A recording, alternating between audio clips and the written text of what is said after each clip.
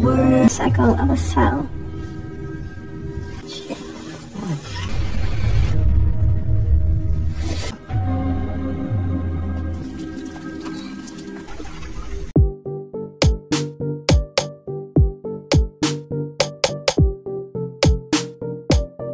Berawal dari sebuah benda luar angkasa yang secara cepat meluncur ke bumi dan jatuh di pesisir pantai dan menghantam sebuah mercusuar, di mana hantaman yang dihasilkan memunculkan cahaya warna-warni yang begitu sangat misterius. About 4 billion years ago. 3 tahun setelah jatuhnya benda luar angkasa tersebut, kita diperlihatkan sosok profesor ahli biologi bernama Lena yang sedang mengajar di Universitas Johns Hopkins. About 4 billion years ago. Di dalam pengajarannya, Lena menjelaskan tentang sel kanker yang bisa berkembang biak dengan cara membelah menjadi 2 dan seterusnya sampai jumlahnya sangat banyak. Ia juga menyebutkan bahwa sel-sel ini bisa bersifat abadi karena terus berkembang. And 8, 16, and from the cervix. If 1 became 2, 2 became 4. The cell we're looking at. Lena. Setelah mengajar, Lena diajak oleh rekannya bernama Daniel untuk bakar-bakaran kadal di rumahnya bersama sang istri. Namun Lena menolak dan mengatakan kalau malam ini ia akan mengecat kamar tidurnya.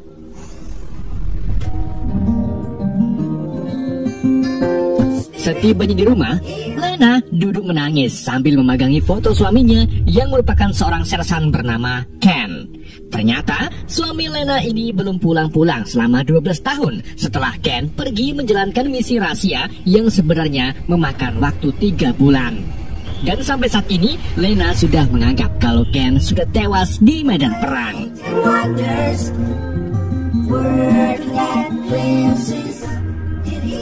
Namun pada malam harinya saat Lena sedang mengecat kamarnya, tiba-tiba Ken muncul. Kemunculan Ken tentu saja membuat Lena sangat terharu dan sangat senang. Tetapi saat diinterogasi, Lena menemukan keanehan di mana Ken terlihat seperti orang kebingungan dan tidak ingat apa yang telah menimpanya. Yang Ken ingat hanya pergi ke sebuah tempat misterius dan berhasil keluar setelah semua rekannya tewas. Okay, yeah.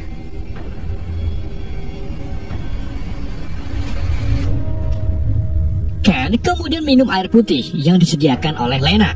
Namun setelah itu, Ken tiba-tiba merasa tidak enak badan dan langsung muntah klokor-klokor. Melihat hal itu, Lena pun membawa Ken ke rumah sakit dengan mengendarai ambulan.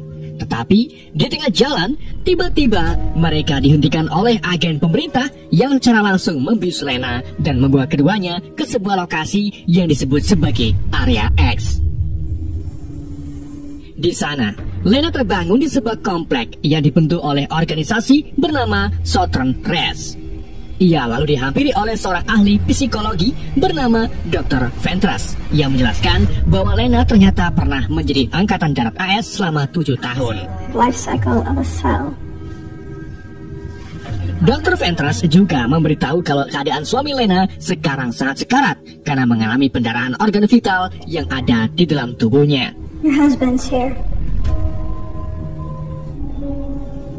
Untuk menjelaskan semuanya, Ventress pun membawa Lena keluar ruangan, di mana Lena dibuat terkejut saat melihat dinding melingkar warna-warni yang terbentuk di sekitar mercusuar selama 3 tahun terakhir. Dan jika dibiarkan saja, maka lingkaran itu akan terus meluas sampai perkotaan, bahkan mungkin ke seluruh dunia. Dr. Ventress lalu memberitahu Lena bahwa fenomena misterius ini disebut sebagai The Simar dan masih dirahasiakan oleh pemerintah. Under the pretext of a chemical spill, but Segala cara sudah dilakukan untuk meneliti The Simar, termasuk mengirim beberapa orang, tim militer, dan hewan. Tetapi sampai saat ini belum ada juga yang bisa kembali. Namun ada satu orang yang berhasil kembali, yaitu suami Lena, Ken. Ken adalah satu-satunya sumber informasi, tetapi sayangnya ia sedang sekarat. Melihat suaminya terbaring lemah, Lena pun menjadi teringat tentang masa-masa 1 hari sebelum suaminya berangkat. Di mana pada hari itu, Ken terlihat kebingungan karena tahu ia tidak akan bisa kembali setelah masuk ke The Simar. Tapi meskipun begitu, Ken tetap merahasiakan misinya dan terus menghibur istrinya. fucking shit. Shut up. Oh, just inside. Di malam harinya, saat Lena sedang melamun di luar ruangan, ia diajak oleh seorang wanita sekaligus paramedis bernama Anya Torrenson untuk bergabung dengan timnya. Anya memperkenalkan Lena dengan dua rekannya, yaitu Rosie, seorang fisikawan, dan Shepard, seorang antropolog. Ketika mereka mengobrol, Lena menemukan bahwa Dr. Ventress dan ketiga ahli ini akan dikirim ke The Shimmer dalam waktu 6 hari lagi. Dan mereka memiliki misi untuk meneliti titik sumber The Shimmer yang berada di mercusuar. Meskipun tidak ada yang berhasil kembali, tetapi mereka tetap optimis karena jika Sersan Ken bisa kembali, maka seharusnya mereka juga bisa kembali. Di sini, Lena memilih untuk diam dan tidak memberitahu mereka bahwa sebenarnya dirinya adalah istri dari Sersan Ken.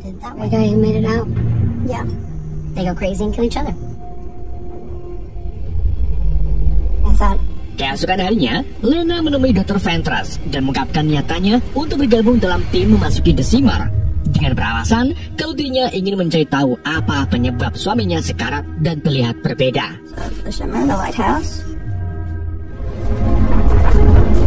Singkat cerita, hari ke-6 pun telah tiba. Kelima anggota termasuk Lena lalu mulai berjalan memasuki The Shimmer.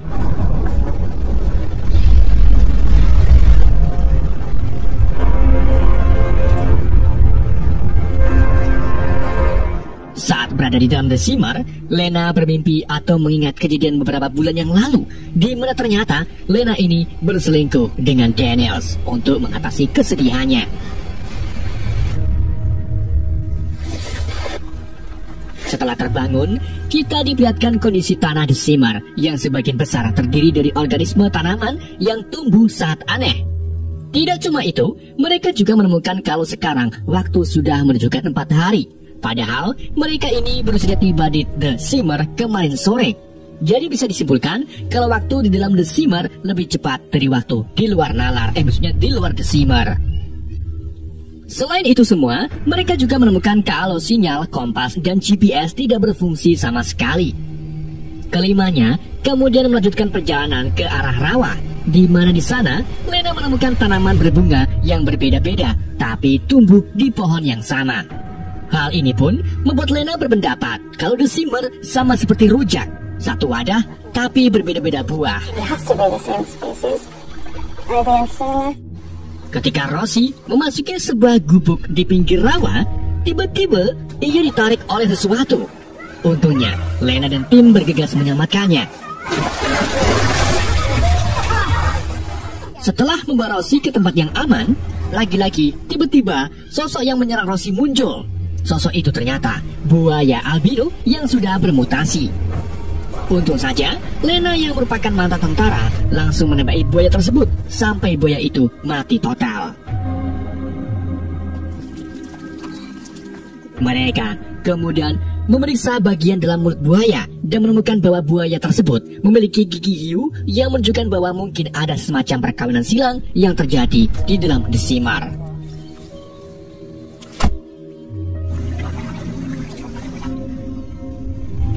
Mereka lalu melanjutkan perjalanan melewati rawa dengan mengendarai perahu. Di tengah perjalanan, Shepard memberitahu Lena bahwa dia kehilangan seorang putri karena leukemia. Ia juga mengungkapkan hal-hal tentang masalah hidup anggota tim lainnya, seperti Anya yang ternyata seorang pecandu yang sedang dalam masa pemulihan, Rosie yang sering melukai tangannya dalam upaya bunuh diri, sedang Dr. Ventress tidak memiliki keluarga tetapi ia memiliki penyakit yaitu kanker. Dari sinilah Lena menyimpulkan bahwa semua orang yang masuk ke dalam The Shimmer memiliki masalah di dalam hidupnya, termasuk diri Lena yang sangat bersalah karena berselingkuh. Different addicts. She's tried to kill herself. We got something here. Tim itu kemudian tiba di pangkalan militer yang pernah menjadi tempat beristirahat Ken dan timnya.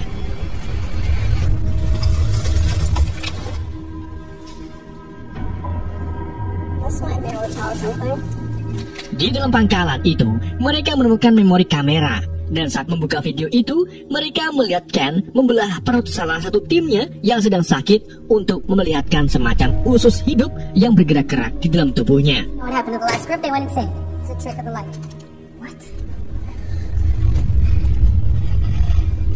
Ketika tim bergerak lebih jauh, mereka menemukan kerangka yang tampaknya telah dihancurkan oleh sesuatu yang ada di dalam perutnya.